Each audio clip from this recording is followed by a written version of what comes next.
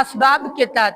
اگر صحابہ نہ ہوتے ہم تک کلمہ نہیں پہنچتا، اگر صحابہ نہ ہوتے ہم تک قرآن نہ پہنچتا، اگر صحابہ نہ ہوتے ہم تک شریعت محمدی نہ پہنچتی، اگر صحابہ نہ ہوتے ہم تک نماز نہ پہنچتی، اگر صحابہ نہ ہوتے تو ہم تک حج کا طریقہ نہ پہنچتا، اگر صحابہ نہ ہوتے ہم تک زکوٰۃ کے احکام نہ پہنچتے، اگر صحابہ نہ ہوتے تو ہم تک جہاد پر ابھارنے والی آیات اور احادیث نہ پہنچتے، اگر صحابہ نہ ہوتے تو رسول کی زندگی نہ پہنچتی، صحابہ نہ ہوتے رسول کی شریعت نہ پہنچتی، رسول کی سیرت نہ پہنچتی، رسول کی صورت نہ پہنچتی، رسول کی احادیث مبارکہ نہ پہنچتے. صحابہ نہیں ہوتے تو کلمہ بھی نہ پہنچتا، دین بھی نہ پہنچتا، کچھ بھی نہیں پہنچتا.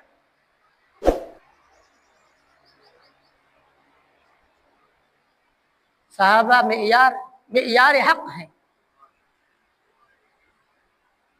صحابہ شریعت محمدی کے، دین محمدی کے بنیاد ہیں، اساس اور معیار ہیں.